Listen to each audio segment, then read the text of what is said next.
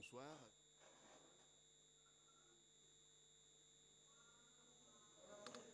Bonsoir mesdames et messieurs, bonsoir à la Sénéofana. Nous sommes au siège de la commission électorale indépendante pour en savoir plus sur le scrutin du 31 octobre qui s'est déroulé ce matin.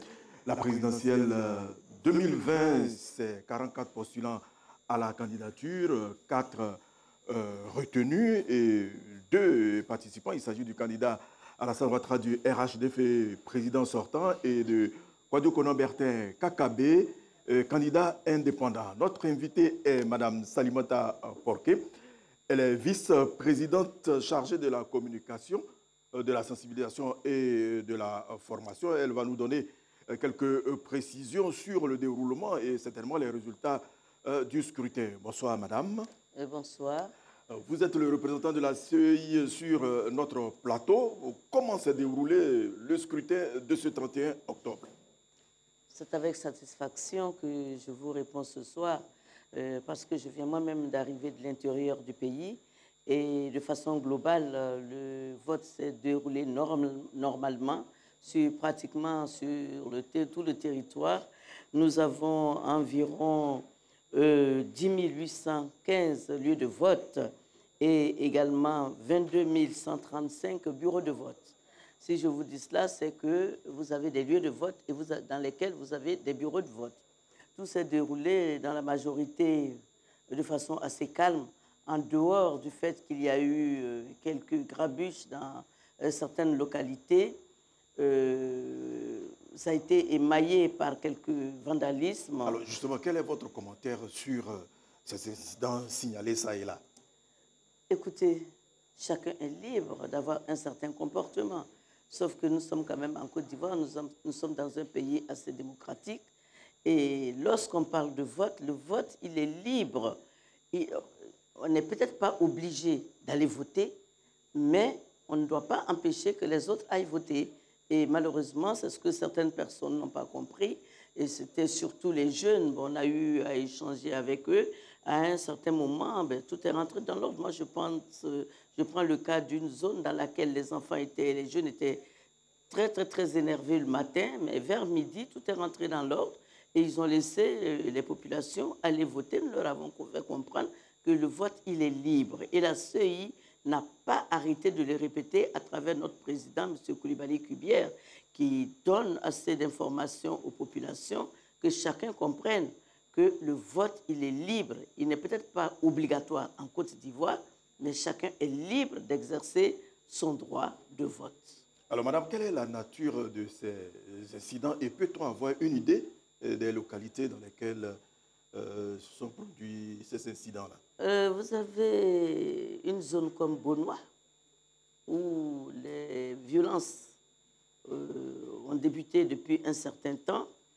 Et hier encore, nous étions dans la cour royale pour informer les populations. Il y avait les jeunes qui étaient, leur faire comprendre qu'ils ne sont pas obligés de voter pour un candidat. Et les candidats également n'ont pas besoin d'inciter les jeunes à la violence. Ce sont des adultes, ce sont des responsables.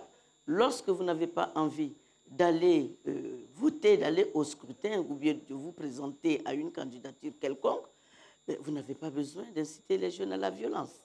Les jeunes de Côte d'Ivoire ont plutôt besoin de travailler que de se voir dans la rue. On a mal au cœur, moi principalement en tant que maire, de voir que des jeunes sont arrêtés ou des jeunes, où il y a eu des morts et tout ça dans certaines localités. C'est dommage.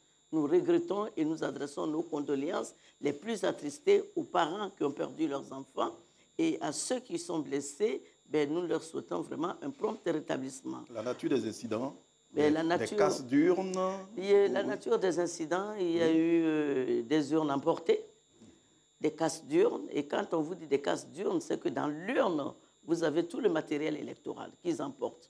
Mais très rapidement, dès que nous sommes saisis de cette situation, nous nous rabattons vers le secrétariat général de la CEI et tout est reconfectionné et envoyé dans les lieux qui ont été émaillés de ces vandalismes. Alors, comment le matériel de substitution a été déposé dans certaines zones? Parce qu'il y a des zones où c'était quasiment inaccessible par voie terrestre. Mais par hélicoptère, par exemple. Nous avons cette possibilité. Et même pour le retour du matériel, il y a du matériel qui va nous revenir par voie aérienne. Donc, ça ne sert à rien quand nous voyons que peut-être que les jeunes ne savent pas que nous avons un plan B pour faire acheminer notre matériel et faire revenir notre matériel. Donc, c'est ce qui se passe. Et j'avoue que c'est dommage, c'est triste, parce que cela ne devrait pas arriver dans un pays comme la Côte d'Ivoire, où la CEI a fait le maximum de sensibilisation auprès des acteurs politiques. Toutes les décisions qui ont été prises pour le scrutin, les acteurs politiques ont été associés. C'est dommage que certaines personnes n'aient pas compris et que les enfants qui n'étaient pas, les jeunes qui n'étaient pas avec nous, n'aient pas eu l'information. Mais cependant, je tiens à vous dire que la CEI a déployé dans toutes les régions de la Côte d'Ivoire des agents, des commissaires superviseurs. Nous sommes 13 agents superviseurs, chacun avec sa zone de supervision afin de sensibiliser et informer les populations sur le mode opératoire. Et nous leur avons fait comprendre que le vote, ce n'est pas la guerre. C'est comme un match de football, il y a un gagnant, il y a un perdant. Vous faites partie des superviseurs. Vous étiez où? Ben, moi, j'étais dans la Niébitiassa, dans la Mai et dans le Sud Komoué. Je supervise donc les 3 régions. Les sensibilisations se sont très bien passées. Et les chefs traditionnels étaient vraiment à l'écoute. Les jeunes également étaient à l'écoute. Nous n'avons pas eu beaucoup de problèmes, beaucoup de vandalisme dans nos régions, en dehors de Bonois, de Sekensi et quelques petits villages d'Akoupé et de Yakassé à Tobruk. Mais très vite, tout est rentré dans l'ordre. En dehors de Sekensi ville, la commune de Sekensi, par contre, n'a pas voulu aller là, au il vote. s'agit de votre zone, les zones Voilà, que vous avez. quelle a eu la fermeture des bureaux? Justement, pour surtout les zones où ça s'est bien déroulé. Partout où le vote s'est bien déroulé, la fermeture du bureau s'est faite à 18h parce que les bureaux s'ouvrent, ont été ouverts à 8h du matin et ont fermé à 18h. Le vote dure 10 heures et nous respectons les 10 heures. Ceux qui ont ouvert à 9h, ils ont fermé donc à 19h. Il faut respecter, selon le code électoral, le temps qui nous est imparti, n'est-ce pas, pour exercer le droit de vote. Il y a aussi eu des observateurs internationaux? Ah oui, nous avons eu d'énormes observateurs internationaux. J'étais par exemple à Bassam où j'ai rencontré l'Union européenne, des observateurs de l'Union africaine et des observateurs ivoiriens, pourquoi pas, parce qu'il y a des organisations qui ont mis sur le territoire 1100. Je prends par exemple l'organisation dirigée par Mme Sangaré Namizata, qui a déployé 1100 et quelques observateurs sur le territoire national. Et je pense que ceci est très important. C'est vrai que nous recevons les observateurs étrangers, mais il est important que les Ivoiriens comprennent qu'ils doivent prendre en main l'observation des élections. Ça se fait dans d'autres pays. Il n'y a pas de raison que cela ne se fasse pas en Côte d'Ivoire. Et je pense que les Ivoiriens sont en train de comprendre de plus en plus, mais ils ont besoin d'un appui financier. C'est vrai qu'ils ont l'appui technique, mais ils ont besoin d'un appui financier pour se rendre dans les différentes localités pour observer le scrutin qui est notre affaire. À cette heure, est-il possible d'avoir les premières tendances? Il est difficile de vous donner les premières tendances parce que le déploiement continue de se faire, le dépouillement continue de se faire. Mais cependant, à partir de 22h, 23h, nous allons certainement avoir les premiers résultats. Mais demain, nous pourrons aisément vous donner les premières tendances parce que nous ne voudrions pas vous donner des tendances erronées.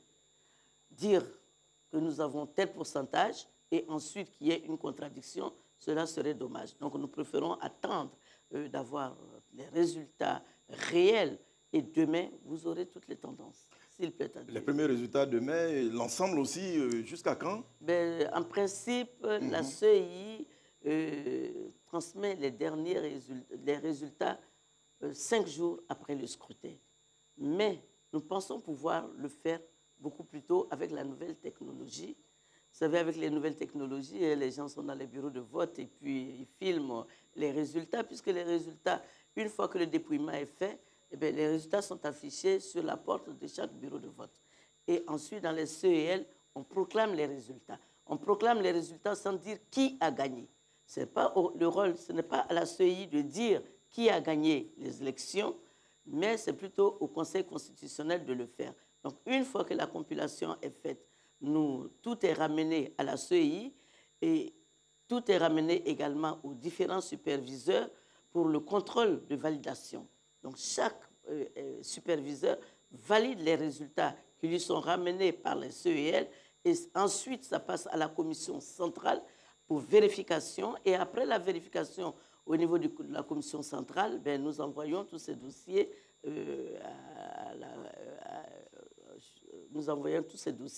vous savez, c'est-à-dire au Conseil constitutionnel. Et c'est au Conseil constitutionnel de faire encore un contrôle avant d'annoncer et sinon de proclamer le résultat final. Mais cependant, la CEI, dès que nous recevons les premiers résultats, nous les balançons sur notre serveur afin que notre porte-parole puisse annoncer les résultats aux populations. Donc, à partir de demain soir, toutes les populations pourront être devant leur écran et avoir les premiers résultats. Au bout de 48 heures, je pense qu'on aura atteint le résultat final. Comme l'a dit Madame la vice-présidente de la CEI, Madame Salimata Porquet, les premiers résultats vont tomber demain. Merci, Madame. Merci, chers téléspectateurs. À vous, Lassine Fofana.